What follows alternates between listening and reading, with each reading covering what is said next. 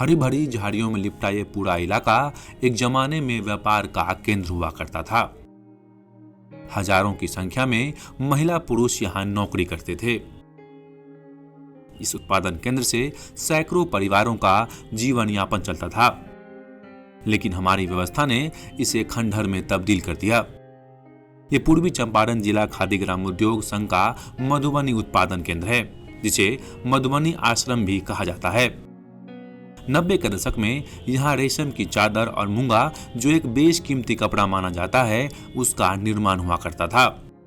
यहाँ मुख्य रूप से रेशमी का चादर, ओंडी चादर हुआ काम होता है, चाहे होता आया है। यहाँ पहले मूंगा का भी काम होता था। मूंगा बहुत कीमती कपड़ा होता है। इसका कच्चा माल जो है सो आसाम से आता है। आसाम से ला करके देहात में औरतें सब सूत काटती थी या काटती है। यहाँ हम लोग जो है सो कटाई से लेकर बुनाई तक और धुलाई पूरा फ्रेश करके हम लोग मोतिहारी हेड ऑफिस भेजते थे, और वहाँ से पूरे इंडिया में जहाँ जरूरत हुआ संस्था के माध्यम से जाता था। हजारों कर्मचारी वाले इस उत्पादन केंद्र में अब महज 2 कर्मचारी बच गए हैं। स्थानीय प्रबंधक के मुताबिक यहाँ 1990-91 तक अच्छा काम चल रहा था। उसके बाद धीरे धीरे सब खत्म होता चला गया। तो ये प्रॉपर जो यहाँ पे जो काम होता था वो कब था? 91-92 तक जो है सो पूर्ण रूप से काम हुआ। सब यूनिट रंगाई से लेकर धोलाई तक, ठीक है। मूंगा का रीलिंग वूलिंग सब ऊनी कपड़ा भी बनता था।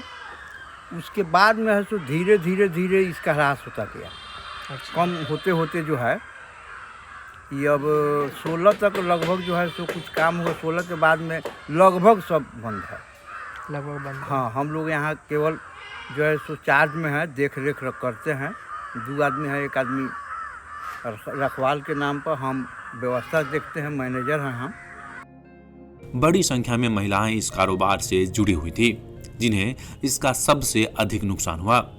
लोग बेरोजगार होते गए और यहाँ से दिल्ली पंजाब की ओर पलायन करने लगे। यहाँ लगभग कितने लोग काम करते थे?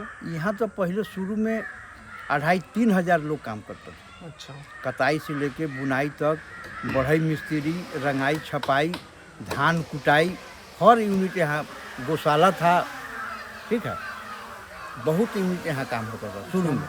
इसके बंद होने से बेरोजगारी भी बहुत लोगों को। यहाँ घर घर चरखा औरतें सब काटती थी, सब बंद है। अच्छा, जो आप 5,000 लोग बोल रहे हैं, वो लोग क्या इसी गांव के थे या बाहर? अगल बगल के सब। समझिए कुछ पार्ट शिवहर जिला में भी है, सीतामढ़ी जिला में भी।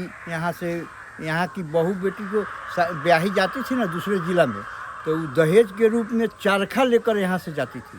अच्छा। सूत कटाई के लिए, और वहाँ से सूत काट के फिर यहाँ जो है बिक्री के लिए लोग यहाँ लाता था।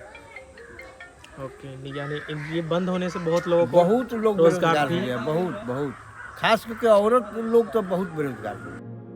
आप ये जानकर हैरान रह जाएंगे कि इस संस्था के पास 1-2 नहीं बल्कि 16 बीघा से अधिक जमीन है, जहां पहले बड़े पैमाने पर कपड़े का कारोबार होता था, लेकिन अब इसका अधिकांश हिस्सा जंगल में तब्दील हो चुका है। यहाँ खेती का भी कारोबार होता है। 2-3 बीघा जमीन जो हुंडा वसूल होता है संस्था के द्वारा, उसका रसीद काटा जाता है, जमा होता है पैसा का जो है। इस टोटल जमीन इस संस्था के पास इस सेंटर को 16 बीघा 5 धूर है। बीघा में 16 बीघा 5 धूर पूरा इसका जमाबंदी है, जिसका रसीद कटता है। 9 बीघा का तो एगो बांस का जंगल कहा जाता, जंगल के नाम से प्रसिद्ध है। ये आश्रम के 1.5 किलोमीटर पूरब। अच्छा, इसी गाँव में। हाँ। 3 बीघा के लगभग खेती से जो आय होता है उस संस्था में जमा होता है। गांव का लोग ही इसको जाता है लोग। यही बात है। अब तो खंडहर है, हम लोग केवल रखवार। फिलहाल अभी 2016 से खंडहर पर हुआ है। हम लोग रखवार के तौर पे यहाँ रहते हैं।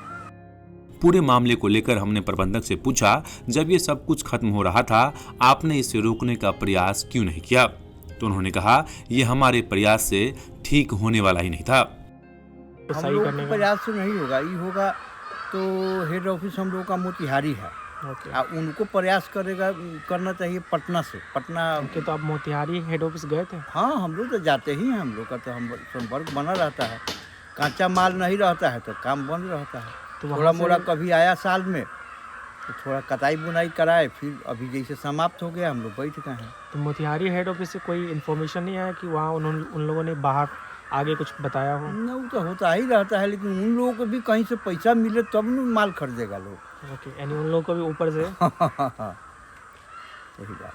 तो आप क्या चाहते हैं बताइए? चाहते हैं कि यहाँ पूंजी का व्यवस्था हो, तो पूंजी का व्यवस्था भी हम लोगों के हेड ऑफिस के माध्यम से ही, कहीं से भी होगा तो हेड ऑफिस के माध्यम से ही यहाँ पहुँचेगा। आपने इस पूरी रिपोर्ट में जिनको सुना वो इस संस्था के प्रबंधक हैं। उन्होंने जो बातें कही वो आज के बिहार से बिल्कुल अलग है। जहां एक वक्त लोगों को अपने गांव के आसपास नौकरी मिल जाती थी, वहीं के लोग अब 2 जून की रोटी के लिए दर दर की ठोकर खा रहे हैं।